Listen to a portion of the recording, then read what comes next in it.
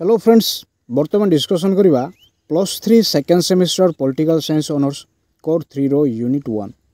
बर्तमान आलोचनार विषय वस्तु होची यूनिट 1 रो गोटे दीर्घ उत्तरमूलक प्रश्न एठारे माने आलोचना करिबा। पूर्वरु अनेक गुड़िए वीडियो अपलोड हो सारी तो आपण माने चैनल टी रो प्लेलिस्ट को जाई समस्त वीडियो देखि परिबे। तो प्रश्नटी कोनटे एठारे माने देखिया। प्रश्नटी हला critically analyse about differential treatment and affirmative action. सकारात्मक भेदभाव संबंध में विश्लेषण कर। तो प्रश्नटी एठारे माने कौन देखुचे, प्रश्नटी होची critically analyse about differential treatment and affirmative action. सकारात्मक भेदभाव संबंध में विश्लेषण कर। अनुसूचित जाति व जनजाति नारी पछुआ वर्ग संख्यालघु व्यक्ति विशेषकर पूर्वर वंचित रही आसीथिवा शिक्षा नियुक्ति संस्कृति आदि क्षेत्र में अधिका प्रतिनिधित्व व्यवस्था करने को सकारात्मक भेदभाव कह जाए। तो सकारात्मक भेदभाव कहला माने कौन बुझुना, अनुसूचित जाति एवं जनजाति पछुआ वर्ग संख्यालघु व्यक्ति विशेष तो पूर्वर जो शिक्षा एवं संस्कृति नियुक्ति क्षेत्र में वंचित होते से समस्त क्षेत्र में अधिक प्रतिनिधित्व व्यवस्था करने को कौन कह जाए, सकारात्मक भेदभाव कह जाए। सकारात्मक भेदभाव और कार्यविधि सपक्ष जुक्ति। तो एठारे माने कौन देखिबा ना, सकारात्मक भेदभाव और कार्यविधि सपक्ष जुक्ति संबंध में एठारे माने आलोचना करिबा। तो प्रथम विषयटी कोनटे, यह शासक को नैतिक संकल्प देवाई बाध्य करिथाय। तो सकारात्मक भेदभाव और कार्यविधि सपक्षर अंतर्भुक्त विषयटी कोनटे, प्रथम विषयटी हला यह शासन को नैतिक संकल्प देवाई बाध्य करिथाय। सकारात्मक भेदभाव और कार्यविधि द्वारा समस्त को समान धरणर व्यवहार और न्याय प्रदर्शन और आदर्श पालन दिगरे शासक को नैतिक संकल्प नेबा निमंते संभवपर कराई थाए। तो सकारात्मक भेदभाव और कार्यविधि द्वारा कौन होता है ना, समस्त को समान धरणर व्यवहार और न्याय प्रदर्शन करिवारे शासक को नैतिक संकल्प नेबा निमंते संभवपर कराई थाए। द्वितीय विषयटी कोनटे, द्वितीय विषयटी संख्या न्यून गोष्ठी को विशेष सुजोग प्रदान करिथाय। द्वितीय विषयटी कौन अटे ना, यह संख्या न्यून गोष्ठी को विशेष सुजोग प्रदान करिथाय। एही नीति संख्या न्यून श्रेणीर व्यक्ति विशेष को दारिद्र्य हिंसा निरक्षरता अन्याय और शोषणर कषाघातर रक्षा करने निमंते विशेष सुविधा और सुजोग प्रदान करिथाय। एही नीति संख्या न्यून श्रेणीर व्यक्ति विशेष को दारिद्र्य हिंसा निरक्षरता अन्याय और शोषणर कषाघातर रक्षा करने निमंते विशेष सुविधा और सुजोग प्रदान करिथाय। तृतीय विषयटी है नियुक्ति क्षेत्र में समान सुजोग सृष्टि। तृतीय विषयटी कौन अटे ना, नियुक्ति क्षेत्र में समान सुजोग सृष्टि करवा। एही नीति संख्या न्यून व अवहेलित गोष्ठी को समस्तर को आनिबा निमंते नियुक्ति क्षेत्र में समान सुविधा और सुजोग सृष्टि कराई थाए।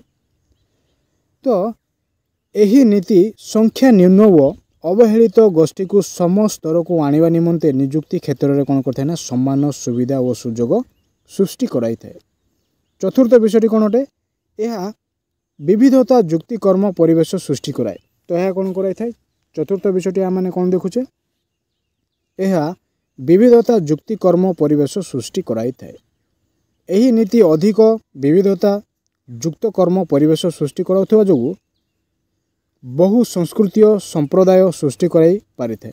तो यह कौन करता है ना, एही नीति अधिक विविधता जुक्त कर्म परिवेश सृष्टि कराउथबा जोगु बहु संस्कृतीय संप्रदाय सृष्टि कराई पारिथाए व जातीय संहति निमंते अनुकूल वातावरण मध्य सृष्टि करिवारे सहायक होइथाए।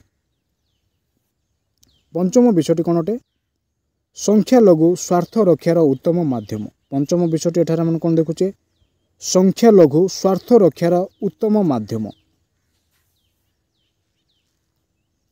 एही नीति विभिन्न प्रकार सामाजिक न्यायर अनुपस्थिति जनित परिस्थिति व्यक्ति को मुक्त करता है। तो यही नीति विभिन्न प्रकार सामाजिक न्यायर अनुपस्थिति जनित परिस्थिति को कौन करता है, व्यक्ति को मुक्त करिवारे साहाय्य करता है, जहा द्वारा संख्यालघु गोष्ठीर स्वार्थ रक्षा एवं उत्तम माध्यम रूपे यह कार्य संपादित करि पारि थाए। तो यह द्वारा कौन होता है ना संख्यालघु गोष्ठीर स्वार्थ रक्षार एक उत्तम माध्यम रूपे यह कार्यकारी करिଥାଏ। नारी आदिवासी हरिजन और अन्य पछुआ वर्गर व्यक्तिविशेष को स्वतंत्र सुविधा सुजोग प्रदान करा जिबा द्वारा समाज मध्य निर्दिष्ट वर्ग न्याय पाइबाकू वंचित होइथांती। तो नारी आदिवासी हरिजन और अन्य पछुआ वर्गर व्यक्तिविशेष को स्वतंत्र सुविधा सुजोग प्रदान करा जिबा द्वारा समाज मध्य निर्दिष्ट वर्ग न्याय पाइबार कौन होइथांती ना वंचित होइथांती। 1992 मसीहा नवेम्बर मास 16 तारिख में उच्चतम न्यायालय पदोन्नति क्षेत्र में संरक्षण व्यवस्था विरोध में राय देवा सत्वे केंद्र सरकार 1995 मसीह 77तम संविधान संशोधित आईन द्वारा संविधान को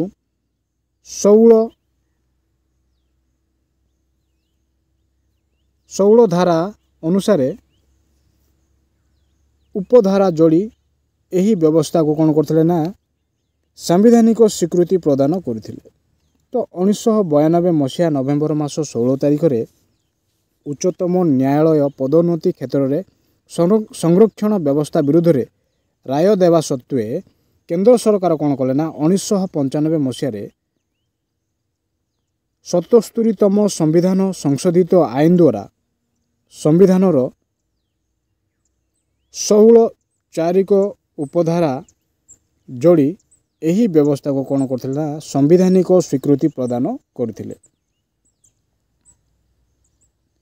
आजिर घरोईकरण और जगतीकरण जुगरे जहाँ योग्यतम ही तिष्ठि रहे नीति रे विश्वासी सेतेबेले अलसुआ व अपदार्थ मानू संरक्षण डोक खुआई केते काल बंचाई रखिबे और केते वर्ष निर्दिष्ट वर्गर व्यक्तिविशेष को समान न्याय प्रदान वंचित रखाजिव एहार प्रश्नवाची सृष्टि करिछि।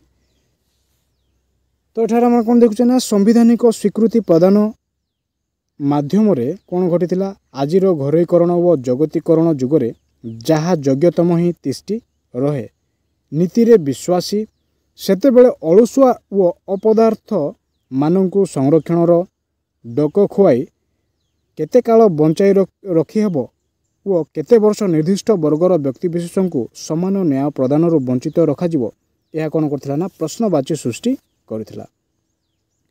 सकारात्मक भेदभाव